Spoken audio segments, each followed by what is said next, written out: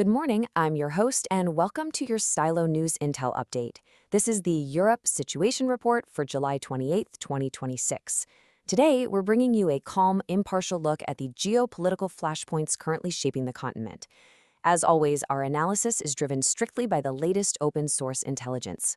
Let's get right into it. Before we begin, this explainer is brought to you by ProWave AI. They're the developers behind the Stylo Intel Ops intelligence program and the Stylo News app, which you can find right now on both web and mobile platforms. Our briefing today covers four main fronts. First, we'll look at the northern and Baltic regions. Second, we'll check on the status of the Ukraine conflict. Third, we'll examine converging pressures in southern Europe. And finally, we'll wrap up with a horizon forecast to show you exactly what to watch for in the days ahead.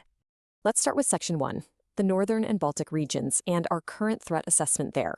Focusing first on Europe's Baltic and northern theater, the intelligence points to a highly localized threat pattern. What we're seeing is that forces in this area are posturing, but not necessarily for direct conflict. Instead, they seem to be testing alliance cohesion. The data here draws a very sharp line. Right now, the likelihood of a large-scale conventional Russian attack remains quite low. We aren't seeing any confirmed mobilization indicators that would suggest an imminent offensive. However, the risk of limited, deniable, hybrid action, that is now highly elevated. Open source networks are tracking some very specific hybrid preparations, and these are not your traditional battlefield tactics. We're seeing warnings of false flag drone incursions, cyber espionage targeting critical infrastructure, sabotage on rail nodes, and even GPS interference that's actively disrupting everyday civil aviation. And this aligns perfectly with warnings from regional defense ministries, which are being widely echoed across open-source social media networks. By analyzing these digital footprints alongside official defense statements, analysts broadly agree on one thing. These activities are coercive stress tests. They're meant to probe vulnerabilities rather than act as precursors to an actual invasion. Moving on to Section 2, the Ukraine conflict status, looking at both diplomatic and military realities. Shifting our focus south to the Ukraine and Black Sea theater, open-source data confirms that high-intensity operations are continuing unabated. At this moment, both sides are clearly prioritizing physical military objectives over sitting down at the negotiating table.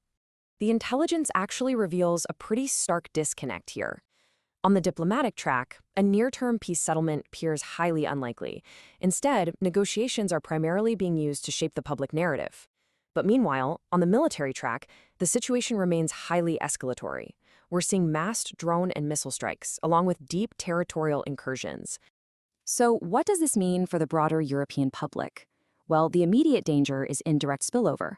Because supply chains are extending deeper into EU territory, the intelligence is warning of errant drone incursions into NATO airspace, maritime disruptions, and heightened espionage against EU support chains.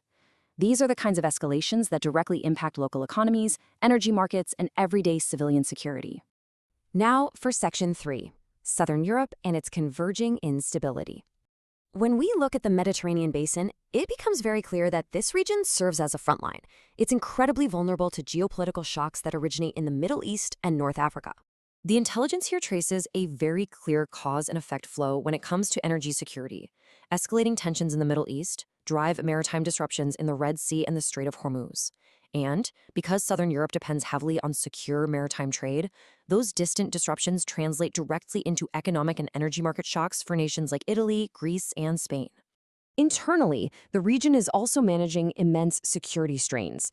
Data from Frontex shows sustained irregular Mediterranean crossings, largely driven by conflicts push factors in Sudan and North Africa. This continuous movement places a heavy strain on EU border reception systems, and it certainly fuels public debate and radicalization concerns regarding border control. And geopolitical analysts assess that these vulnerabilities are not going unnoticed.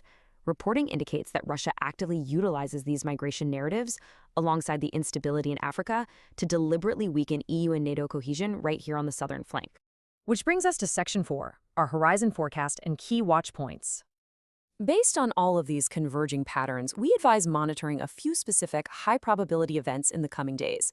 First, watch for deniable drone airspace violations in the Baltics. Second, keep an eye on tanker congestion in the Strait of Hormuz. Third, expect some EU friction over liquefied natural gas sanctions. And finally, anticipate continued capacity strain in central Mediterranean reception centers. All of this data leaves us with one critical strategic question.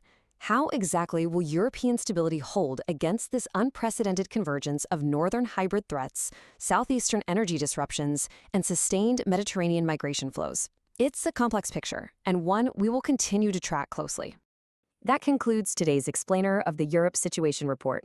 For a much deeper analysis, be sure to seek out the full Stylo News Intel Update morning podcast on your favorite channel, or just follow the link provided with this post. And for AI-powered open source news on demand, you can always visit www.stylonews.com. I'm your host. Thank you for joining us. Good morning and stay informed.